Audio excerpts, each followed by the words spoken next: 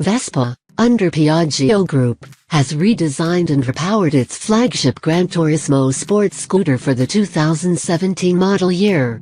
The GTS 125 and 150 get an entirely new engine in order to meet Euro 4 emissions standards and keep fuel consumption as low as possible in response to popular demand.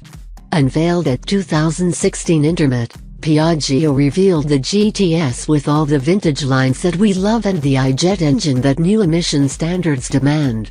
Designed no matter how modern Vespa gets under the hood, it always retains shades of yesteryear with design characteristics that hail back as far as the middle of the last century.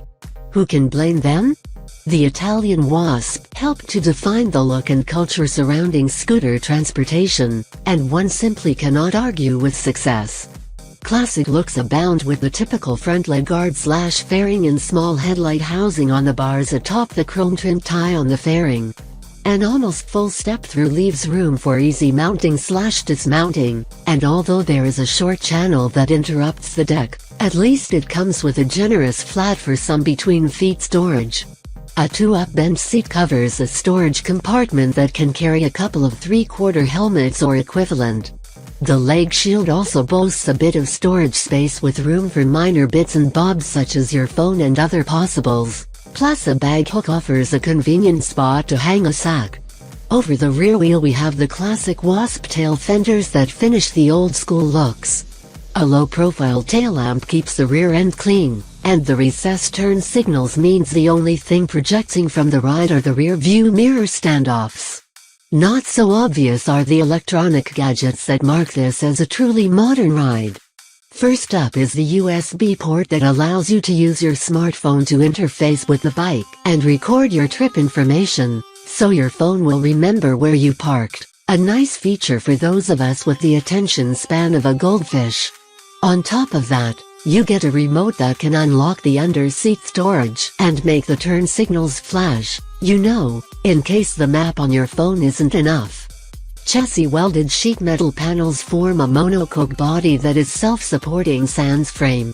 This leaves us with a stiff but light construction, but as with any unibody, it makes repairing crash damage more involved than with sheet metal over frame rides. That said, Vespa took steps to help riders avoid collisions in the first place with a 2-channel ABS feature that works with the hydraulic calipers and 220mm front and rear brake discs. Cast rims mount the 12-inch hoops with a 120/70ths up front and a 130/70ths in back.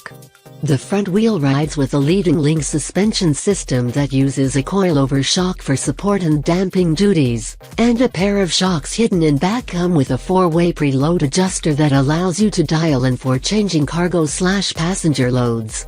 At 53.9 inches long, the wheelbase is appropriately compact and typical of the small scooter genre. Drivetrain. The shining star of this show is definitely the next generation IGet engine that brings the sub-200cc line into Euro 4 compliance. There are a number of features that factor into the equation, so let's get started. First off, a liquid cooling system keeps internal temperatures more stable than is possible with an air-cooled engine, even a forced-air one. The factory waged unrestricted warfare on power-sapping friction by replacing all plain bushings with proper bearings, and it even shifted the cylinder axis to reduce losses due to piston-to-cylinder contact. Lash clearance between the internal components were reduced as well to combat mechanical thrashing noise from the mill, and all moving parts come balanced to reduce friction as well. A 4-valve head opens up the combustion chamber for maximum, naturally aspirated volumetric efficiency and exhaust gas scavenging, a move that keeps the exhaust pulse free of excess hydrocarbons and the incoming air-fuel charge clean.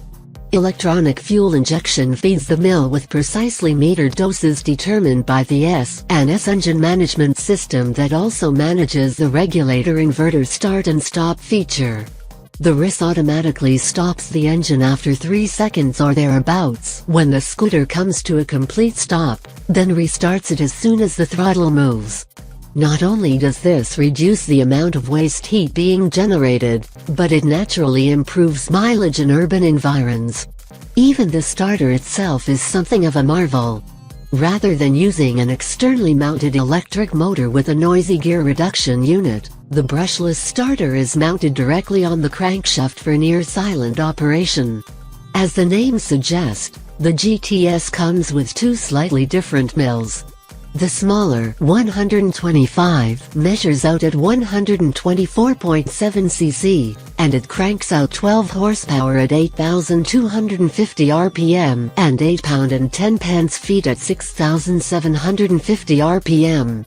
A bit bigger, the 150 actually has a 155.2 cc displacement with 14.7 horsepower at 8,250 rpm and 10 pound and 30 pence-feet of torque at 6,500 rpm.